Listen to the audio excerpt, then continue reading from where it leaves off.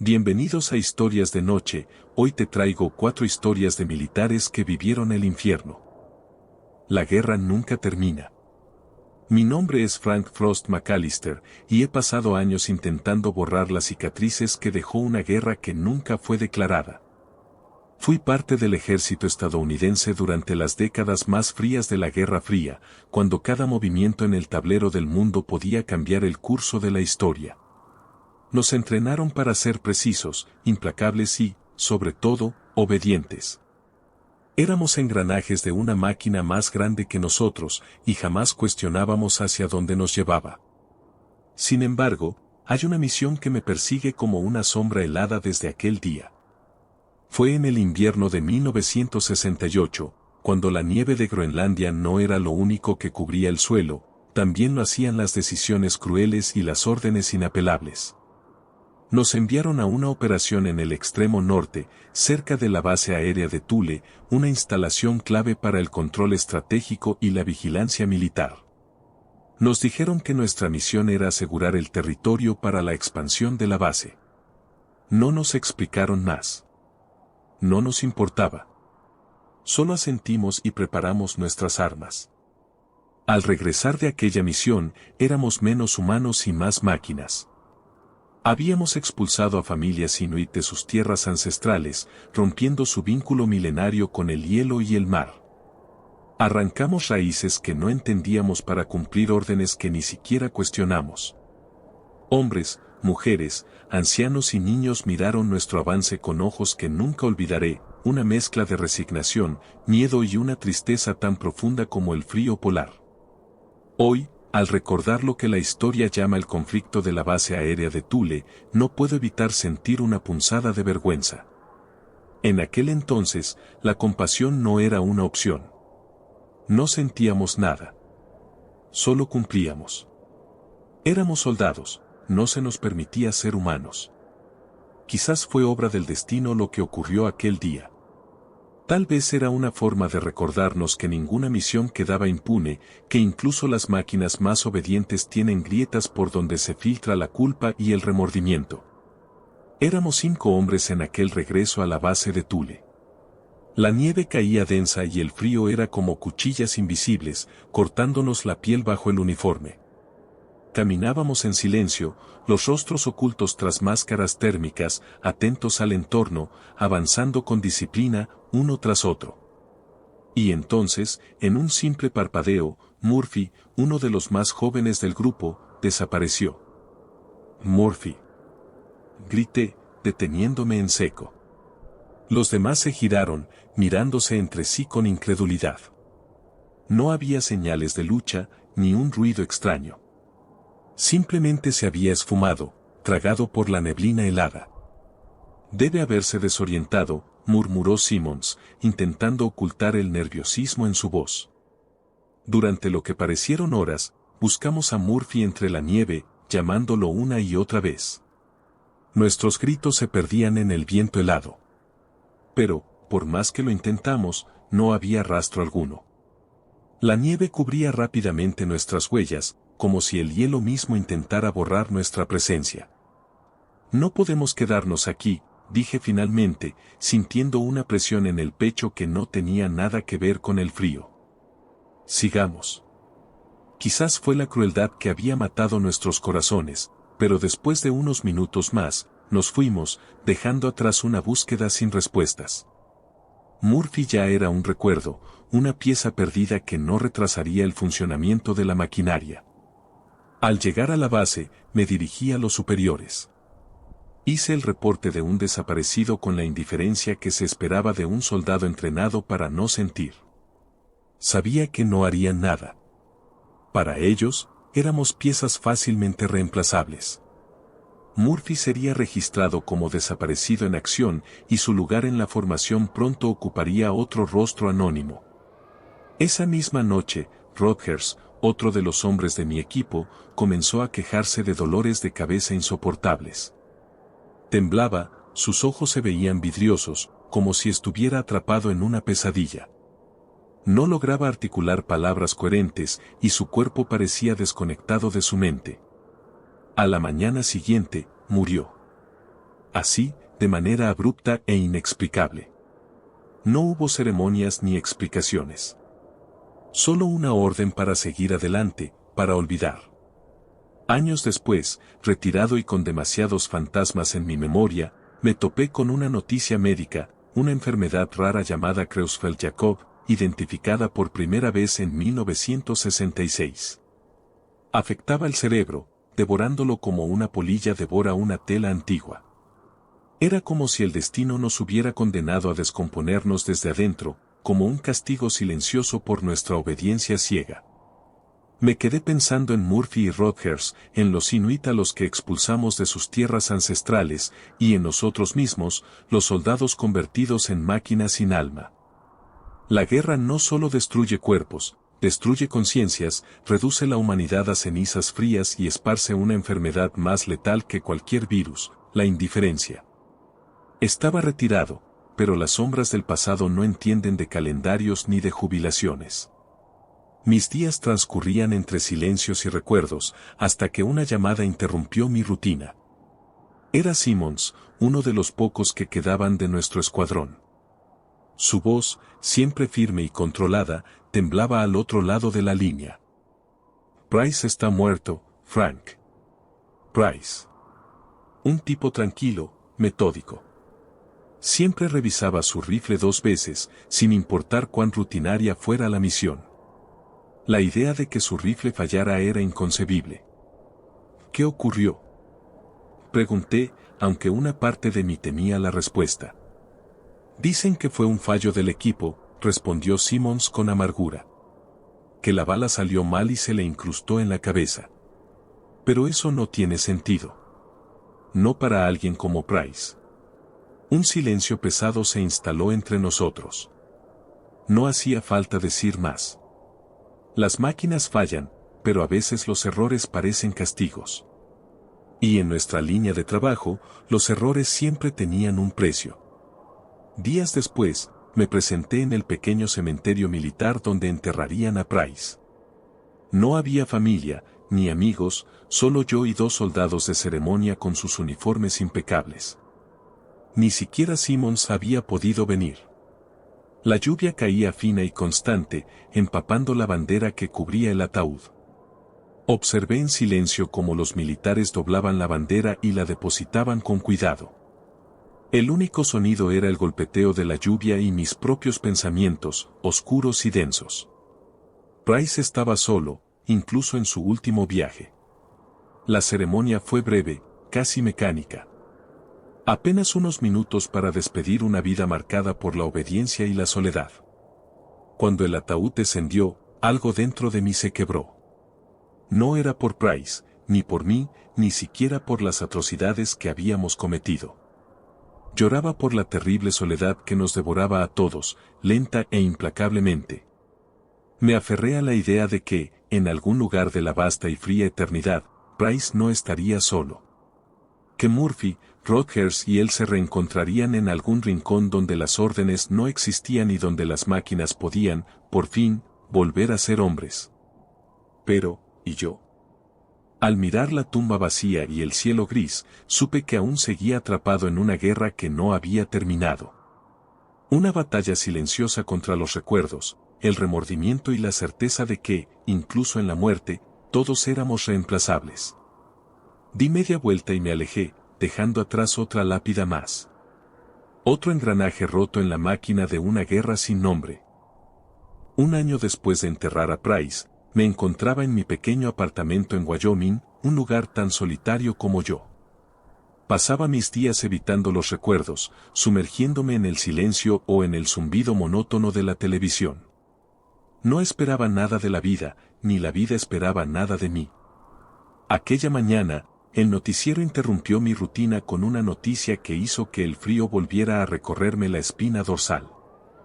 El veterano del ejército, Henry Simmons, fue encontrado muerto en su residencia esta madrugada.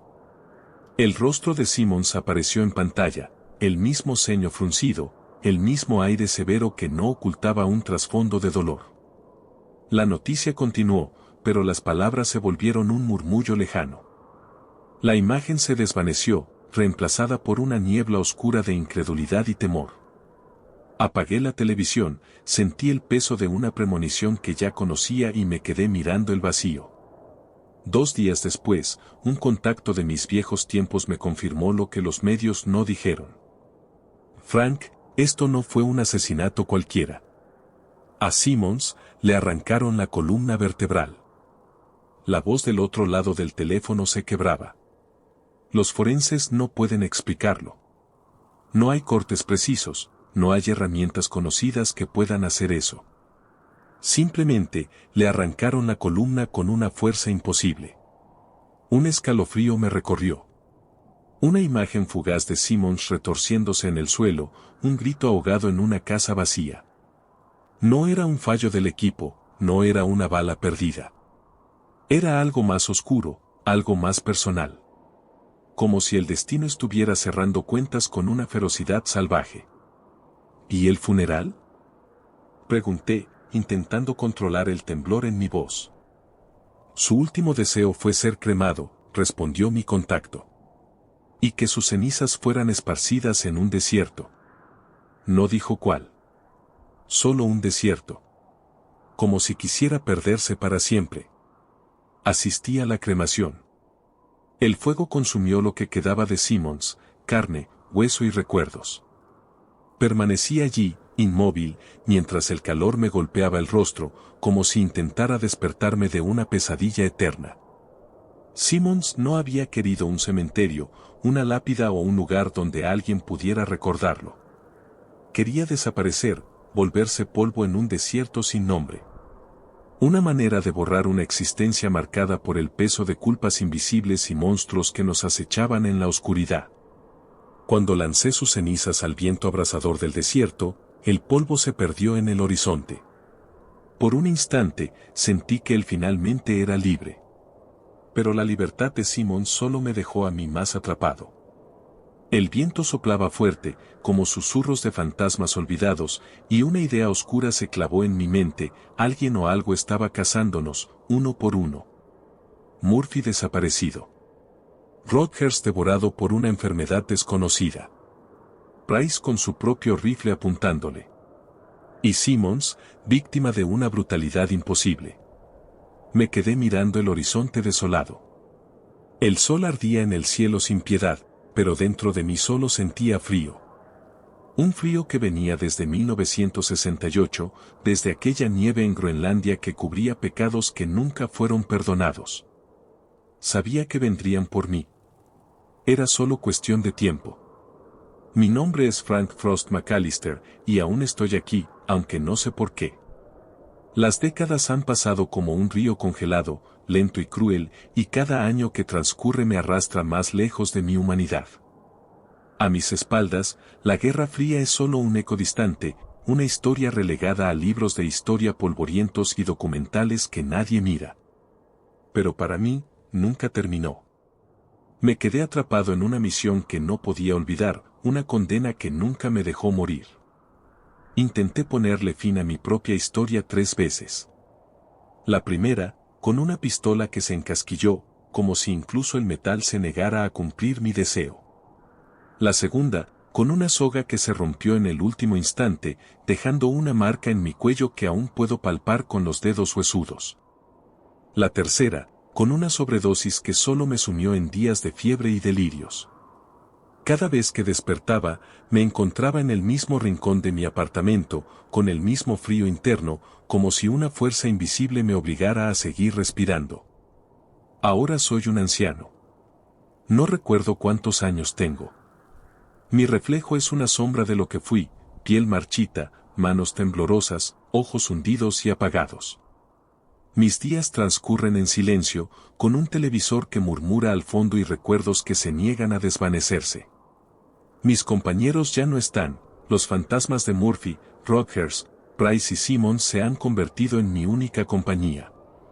Se sientan en las esquinas de mi mente, mirándome en silencio, recordándome lo que hice y lo que dejé de hacer. Con el tiempo, entendí que mi castigo no era la muerte. La muerte habría sido una liberación. Mi condena es la soledad, una prisión invisible construida por decisiones ciegas y obediencia sin alma. No hay verdugo más implacable que la propia conciencia. He vivido más tiempo del que merecía, cada amanecer trayendo consigo el peso del arrepentimiento y el vacío de una vida que nunca fue realmente mía. Reflexiono sobre todo lo que fui, una máquina obediente, un soldado sin preguntas. Nos entrenaron para cumplir órdenes, no para pensar. Pero cada acción tiene una consecuencia, y cada decisión deja una cicatriz. La guerra no solo destroza cuerpos en el campo de batalla, desgarra almas mucho después de que los disparos cesan. Si algo puedo dejar de esta historia, es una advertencia: nadie puede huir de sí mismo. No importa cuánto corras, cuántas veces cierres los ojos o cuánto trates de olvidar. Los pecados del pasado encuentran formas de cobrar su precio. Y a veces, el castigo más severo no es la muerte, sino sobrevivir y enfrentar, cada día, el reflejo de lo que fuiste. Ahora solo soy un viejo que apenas puede hilar palabras, esperando que, cuando llegue el final, no haya más nieve ni frío. Solo una oscuridad silenciosa donde, por fin, pueda descansar. Continuamos. Jaulas en la arena. Mi nombre es James Jim Carter, y aunque llevo ya muchos años retirado, algunos recuerdos nunca me abandonan. Fui militar del ejército estadounidense durante los años 60, cuando el mundo parecía tambalearse al filo de la locura. Participé en misiones complicadas, enfrenté situaciones de combate extremo y vi cosas que ningún hombre debería presenciar. Pero ninguna experiencia, por más cruda o sangrienta que haya sido, me preparó para lo que vi durante la misión de reconocimiento que me asignaron en junio de 1967. Por aquellos días, el Medio Oriente ardía. Israel estaba en conflicto con una coalición de países árabes, Egipto, Siria, Jordania y Arabia Saudita, en lo que el mundo recordaría como la Guerra de los 6 días. Los estadounidenses no estábamos oficialmente involucrados, pero las tensiones globales y las sombras de la Guerra Fría nos empujaban a estar siempre atentos, siempre vigilantes. Mi misión era clara: recabar información, evitar conflictos directos y regresar. Era algo rutinario, o eso pensé. Pero ese día, en el árido desierto entre el Sinaí y los altos del Golán, me encontré cara a cara con una brutalidad que rebasó todos los límites que creía conocer. Vi algo que me hizo cuestionar no solo los horrores de la guerra, sino también los límites mismos de la crueldad humana. Hasta hoy, quiero creer que aquello fue lo peor que puede llegar a ser el ser humano, porque si existe algo más oscuro, temo que mi mente no podría soportarlo. Esta es la historia de lo que ocurrió en ese día fatídico. El calor del desierto era una constante despiadada, abrasando todo a su paso y sofocando el aire hasta convertirlo en un manto denso y polvoriento. Aquella mañana, en medio de un sol inclemente, recibimos una información que nos heló la sangre, sin importar el calor: armas nucleares. La posibilidad de que Jordania, o alguno de sus aliados, tuviera archivos que indicaran el desarrollo o la adquisición de armamento nuclear podía cambiar el curso de toda la guerra y tal vez del mundo entero. El informante no fue preciso en los detalles, pero lo suficiente para lanzarnos a una misión urgente y sigilosa. Mi equipo era reducido, como solía ser en operaciones delicadas. Éramos 3 hombres: el sargento Bill Tex Malone, un tejano duro y sarcástico con una puntería impecable; el cabo Daniel Ruiz, un joven callado y astuto que había crecido en las calles de Los Ángeles y sabía cómo moverse sin ser visto; y yo, Jim Carter, el líder del grupo. El tipo que cargaba con las decisiones difíciles y la responsabilidad de regresar vivos, o morir intentándolo. Tenemos que llegar a esa base destruida y confirmar si los archivos existen, les dije mientras repasábamos el escaso mapa que teníamos. La misión es simple: entrar sin ser detectados, recuperar la información y salir. No podemos permitir que nos descubran. No estamos aquí para luchar, estamos aquí para ver y desaparecer. ¿Entendido? Como fantasmas, capitán, respondió Tex, con una sonrisa ladeada que apenas disimulaba su nerviosismo. La base Jordana estaba a unos 60 kilómetros de nuestra posición. En condiciones normales, llegaríamos en un día, pero esto era cualquier cosa menos normal. La guerra había convertido el terreno en un laberinto de escombros, patrullas enemigas y muerte latente. Nuestra misión requería movernos con el sigilo de sombras al caer la noche y descansar durante el día, enterrándonos en la arena, cubriéndonos con redes de camuflaje y rezando para que nadie nos viera. Nos tomó 4 días llegar.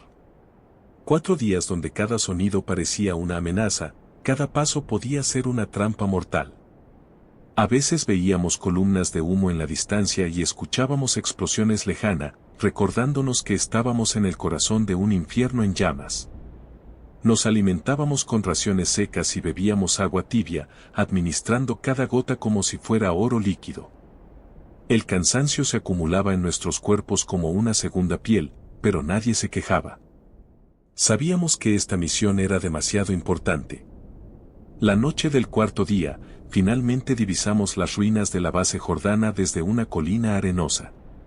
Era un paisaje devastado, edificios reducidos a esqueletos de concreto, vehículos carbonizados y una atmósfera impregnada de polvo y muerte. Ahí está, susurré mientras ajustaba los binoculares. Vamos a movernos en formación cerrada. Recuerden, ningún ruido. Ruiz, vigila nuestra retaguardia. Tex, asegúrate de que el camino esté limpio. Ambos asintieron y nos deslizamos cuesta abajo, como si el suelo bajo nuestros pies pudiera despertar a los muertos. Al acercarnos, la sensación de peligro se hizo más intensa, como una presión en el pecho que no te deja respirar. Algo no encajaba. Había demasiada calma para un lugar que, según el informante, podía contener información tan explosiva. Entramos por lo que quedaba del portón principal. Las paredes caídas y las sombras de los escombros creaban un laberinto opresivo. Avanzábamos en silencio, solo el sonido de nuestras respiraciones y los latidos de nuestros corazones nos acompañaban. De repente, Ruiz levantó la mano para detenernos. Nos quedamos petrificados. ¿Qué pasa?, murmuré. ¿Qué pasa?, murmuré, tratando de mantener el control. Ruiz no respondió. Su rostro estaba pálido, los ojos bien abiertos, fijos en algo al otro lado de los escombros. Me acerqué con cautela y, cuando seguí su mirada, el frío me golpeó más fuerte que cualquier tormenta del desierto. Allí estaban. Primero vi las jaulas. Eran improvisadas, hechas con mallas de acero torcidas y barras de refuerzo arrancadas de los escombros. Dentro, había hombres y mujeres. Algunos amarrados con sogas que les cortaban la piel, otros simplemente encerrados, deambulando sin rumbo como si sus mentes hubieran abandonado sus cuerpos hacía tiempo.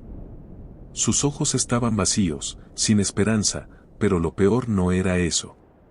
Lo peor era lo que les habían hecho. La mayoría estaban mutilados. Les faltaban dedos, manos o piernas enteras. Algunos parecían haber sido usados como depósitos vivientes de sangre, tubos improvisados conectados a sus venas los drenaban lentamente. Se veían fríos y casi translúcidos. Otros presentaban marcas de incisiones recientes, como si hubieran sido utilizados para extraer órganos. Traté de procesar lo que veía, pero entonces noté a un grupo más apartado, encadenado a una pared medio derruida. Sus cuerpos eran una parodia de lo humano. La piel les colgaba en pliegues grises, sus venas hinchadas formaban un mapa grotesco de caminos oscuros. Algunos tenían bultos enormes y deformes que sobresalían de sus torsos y extremidades. Era evidente que habían sido sometidos a experimentos con venenos o sustancias químicas. Dios mío, susurró Tex, su voz apenas audible. ¿Qué demonios hicieron aquí? Antes de poder responder, mi vista se clavó en una celda al fondo, una especie de jaula reforzada con gruesas láminas de metal. Me acerqué, sintiendo un vacío en el estómago que me oprimía el pecho. Lo que vi dentro fue peor que cualquier pesadilla. Allí, en la penumbra, había seres, no podía llamarlos personas. Ya no lo eran. No tenían extremidades, sus brazos y piernas habían sido cercenados por completo. Sus cuerpos se reducían a torsos pálidos y cabezas que apenas podían moverse. Algunos gemían suavemente, como animales heridos. Otros no emitían sonido alguno, sus ojos completamente vacíos, como si el dolor los hubiera reducido a cascarones vacíos. No quería saber qué les habían hecho. No quería imaginar por qué alguien consideraría mutilar a una persona de esa manera. Pero una parte oscura de mi mente comprendía lo que veía, estos eran experimentos fallidos, descartes humanos. Seres que habían sido utilizados y abandonados cuando ya no servían a su propósito. Me obligué a respirar. Sentí el peso de cada inhalación, como si el aire fuera tan espeso como el metal fundido. Mi mente intentaba buscar una explicación racional, pero no había ninguna. Esto no era guerra. Esto era una abominación. Capitán, la voz de Ruiz tembló, ¿qué hacemos? Lo miré y luego a Tex. Ambos esperaban una orden. Pero, por primera vez en mucho tiempo, no tenía una respuesta clara. ¿Cómo se puede reaccionar ante una atrocidad que desafía toda lógica, toda humanidad? Respiré hondo, tratando de calmar el temblor en mis manos. La escena frente a nosotros era un infierno imposible de olvidar, pero el tiempo corría y no había espacio para el sentimentalismo. Teníamos una misión. Solo podíamos salvar lo que estaba en nuestro poder, la verdad. Recuperen todos los documentos que puedan encontrar, ordené con una voz tensa pero firme. Nos largamos de aquí en 5 minutos. No hay nada más que podamos hacer. Tex y Ruiz se movieron rápido, revisando archivadores destrozados, escritorios volcados y mochilas abandonadas. Sacamos todo lo que parecía relevante, mapas, informes a medio quemar, fotografías borrosas y, lo más importante, unos cuantos documentos sellados con símbolos que no reconocíamos, pero que insinuaban algo mucho más grande y peligroso. Antes de irnos, lancé una última mirada a aquellos seres mutilados en las jaulas. Quise grabar sus rostros en mi memoria, aunque una parte de mí deseaba olvidarlos para siempre. No merecían ser olvidados. Ellos eran la prueba de lo que sucede cuando la humanidad pierde todo rastro de compasión. Era una deuda que jamás podría saldar. Vámonos, susurré. Nos movimos con el mismo sigilo con el que habíamos llegado. El regreso fue un borrón de arena, calor y paranoia. Cada paso se sentía más pesado que el anterior, como si lleváramos no solo los documentos, sino también el peso de aquellas almas destrozadas. Aún no lo sabíamos, pero también cargábamos con una verdad incómoda y peligrosa. Al llegar a nuestra base, después de interminables horas de marcha forzada, entregué los documentos a mi superior, un coronel de rostro pétreo que parecía haber visto todo, o al menos eso creía. Le expliqué brevemente lo que habíamos encontrado. Sus ojos apenas se inmutaron. Muy bien, soldado. Buen trabajo, dijo sin emoción. Ya pueden volver a casa. Eso fue todo. Ni una palabra más, ni una orden de investigación.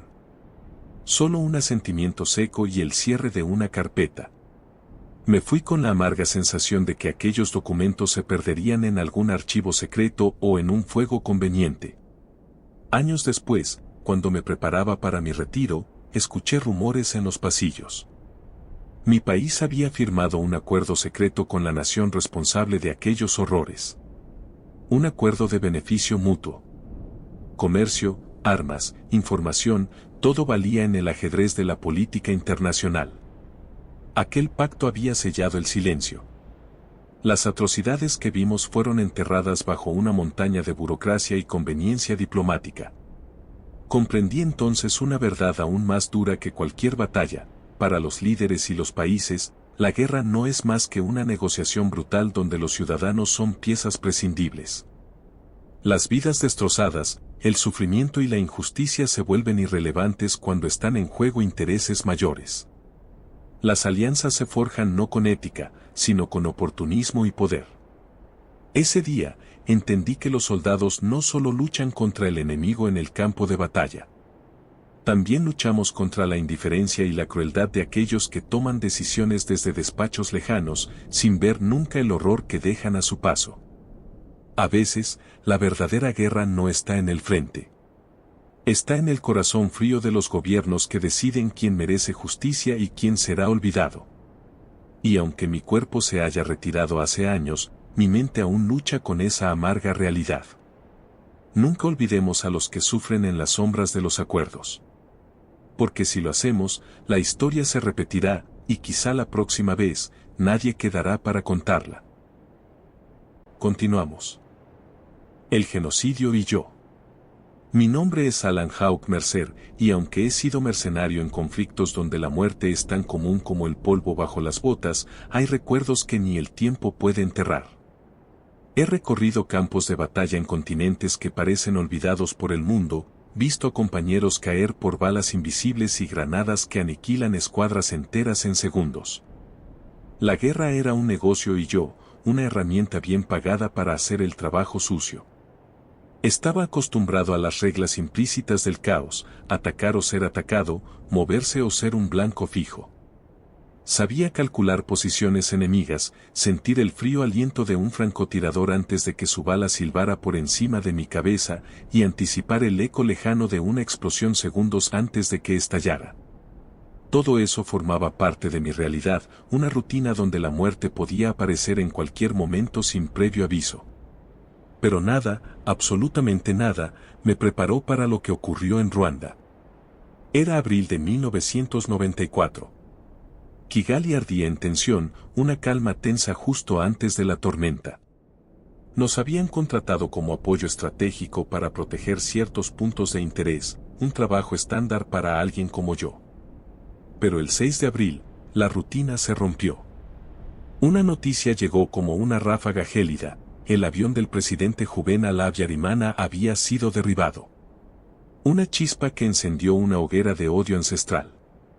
En cuestión de horas, las calles se convirtieron en ríos de sangre, y las palabras Tutsi y Hutu dejaron de ser identidades para transformarse en sentencias de muerte. Yo y mi equipo, curtidos en combate y acostumbrados a las emboscadas más letales, creíamos estar preparados para cualquier cosa.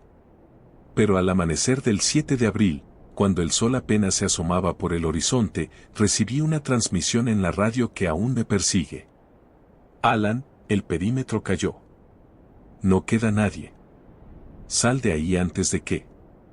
El mensaje se cortó. Era una voz familiar, Thompson, un tipo al que había visto sobrevivir a metralla y campos minados. Y en esa fracción de segundo, supe que todo había cambiado. La línea entre combatientes y civiles había desaparecido, el enemigo no distinguía entre mercenarios, soldados o inocentes. El país entero se había convertido en un matadero, y la lógica del campo de batalla se había desvanecido. Apreté mi rifle, intentando procesar lo imposible, mientras el eco de disparos y gritos se mezclaba con el sonido de mi respiración. Esa mañana, la guerra dejó de ser un trabajo. Era una pesadilla de la que no podría escapar. Decidí esconderme en los escombros de una casa derrumbada. Las horas en los escombros se sintieron como una eternidad. El polvo se pegaba a mi piel y el hedor a pólvora quemada me envolvía. Cada disparo lejano era una advertencia, cada grito un recordatorio de que el caos seguía devorando todo a su paso. La cadena de mando se había evaporado como humo en el viento, ya no había órdenes, no había objetivos. Solo quedaba sobrevivir. Intenté no pensar. Respiraba despacio, haciendo el menor ruido posible, mientras mi mente repasaba una y otra vez el mensaje interrumpido de Thompson. No podía evitar preguntarme si él había logrado salir, aunque lo dudaba. Lo que sí sabía con certeza era que cada segundo que permanecía oculto me acercaba más a una muerte sin sentido. Así que esperé. Esperé a que el ruido de la metralla disminuyera, a que la tormenta de muerte perdiera fuerza, creyendo ingenuamente que el caos podría ser temporal. 11 horas después, cuando el silencio se hizo más espeso que el aire mismo, decidí salir. Me levanté despacio, mis músculos entumecidos y mi rifle temblando en mis manos. Me asomé fuera de mi escondite, con el corazón latiendo en mis oídos. El sol estaba bajo, teñido de un rojo oscuro que parecía reflejar lo que me esperaba. Lo primero que vi fue sangre. No había calles, no había escombros reconocibles, todo era una alfombra de cadáveres y charcos oscuros. Cuerpos mutilados por machetes y balas se esparcían en todas direcciones. Un mar de muerte que parecía infinito. Quise creer que era una ilusión, una pesadilla inducida por el miedo y el agotamiento. Pero el olor era demasiado real, metal, carne quemada y podredumbre. Di un paso fuera y el sonido del líquido bajo mis botas me hizo temblar. Miré a mi alrededor y me sentí atrapado en una escena que no era de este mundo. No había solo soldados caídos, había mujeres con bebés aún aferrados a sus pechos, ancianos con los ojos abiertos en una mirada de horror congelado. Niños amontonados como si hubieran intentado protegerse unos a otros en vano. Mi estómago se revolvió y sentí una presión en el pecho que apenas me dejaba respirar. ¿Cómo era posible que esto estuviera ocurriendo? ¿Cómo habíamos llegado a este punto? No puede ser real, murmuré, pero mi voz se perdió en el vacío. Miré mis manos, aún aferradas al rifle con fuerza. Un peso frío recorrió mi cuerpo, una certeza que se clavó como una daga, mi presencia, mi trabajo, formaban parte de esta tragedia. No importaba que no hubiera disparado esa mañana, yo también era parte de esa maquinaria que había permitido que esto ocurriera. Dejé caer el rifle. El sonido del metal golpeando el suelo me pareció más fuerte que cualquier explosión que hubiera oído antes.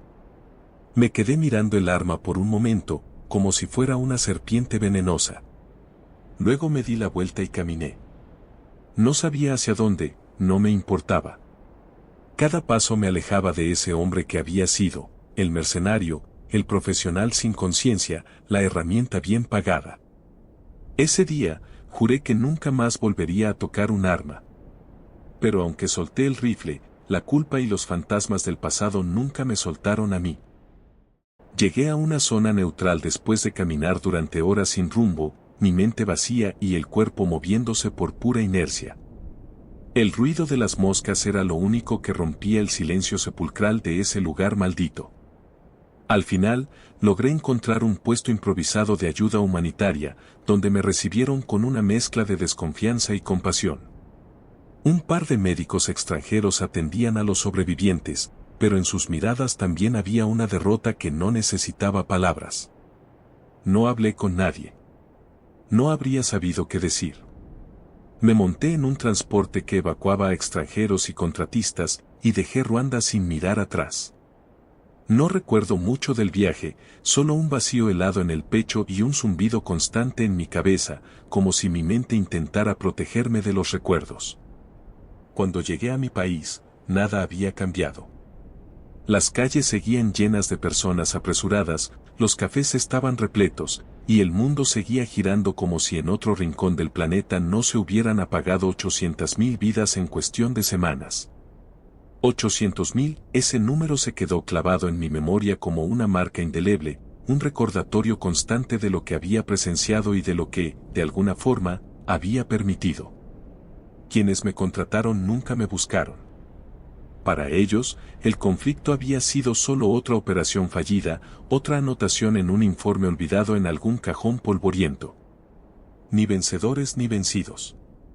Solo cadáveres y un país roto que difícilmente podría reconstruirse. Desde ese día, no volví a ser el mismo. No importaba cuánto lo intentara, el Alan Hawk Mercer que había vivido del combate murió en esas calles de Kigali. Dejé el trabajo, me aislé del mundo, intentando redimir una culpa que nunca dejó de atormentarme. Ruanda no fue solo una guerra civil. Fue una advertencia para toda la humanidad, de lo que somos capaces cuando el odio nos ciega, cuando la indiferencia nos vuelve cómplices y cuando dejamos que las etiquetas importen más que las vidas. El 7 de abril quedó marcado como el inicio de uno de los genocidios más atroces de la historia, pero para mí fue el día en que comprendí que ningún conflicto tiene verdaderos ganadores.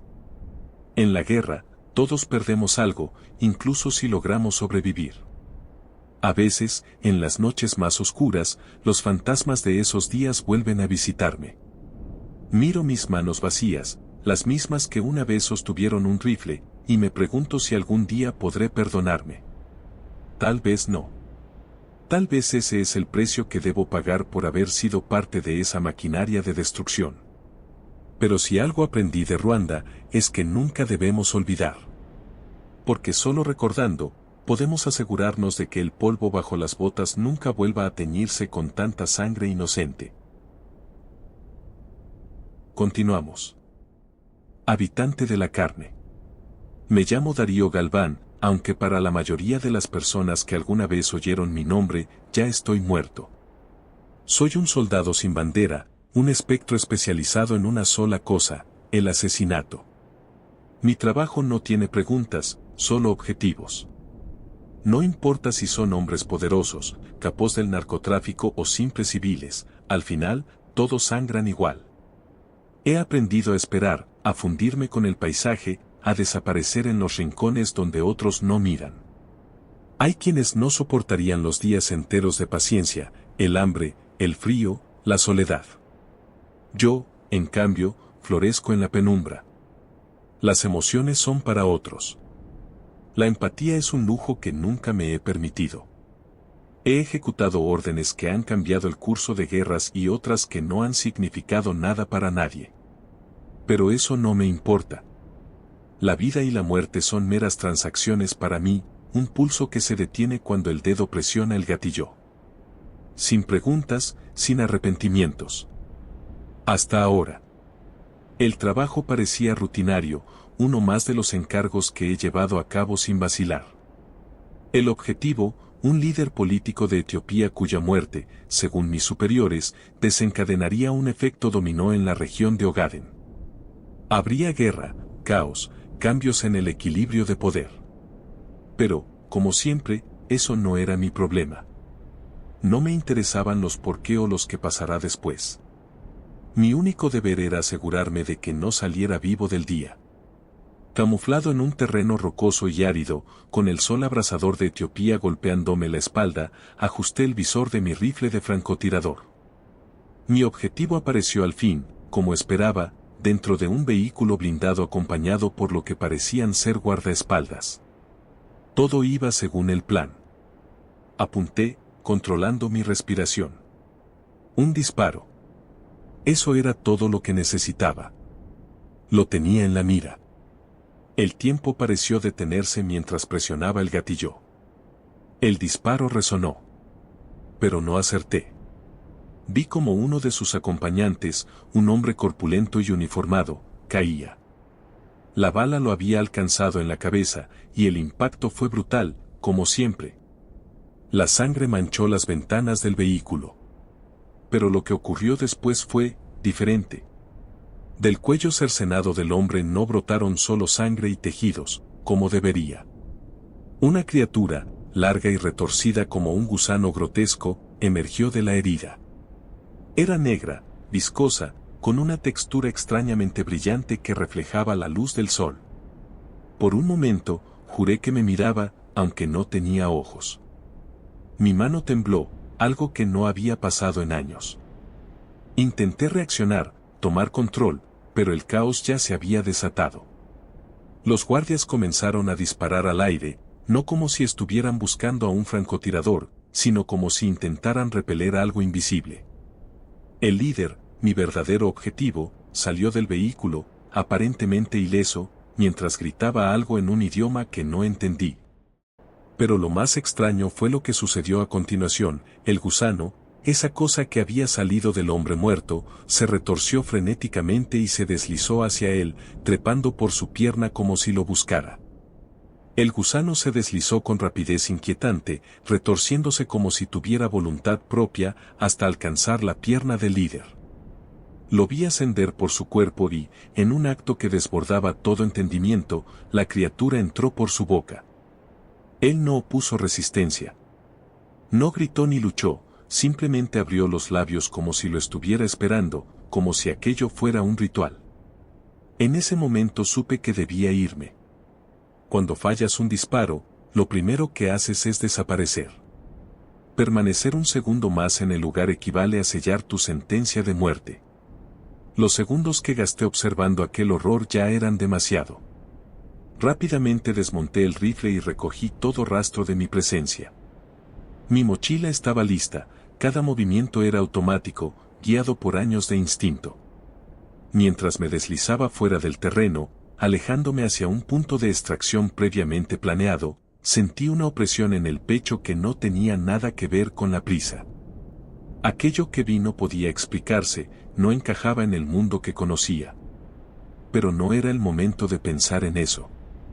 El camino hasta el punto seguro fue silencioso, salvo por el ruido de mi respiración entrecortada y el eco de los disparos que aún resonaban en la distancia.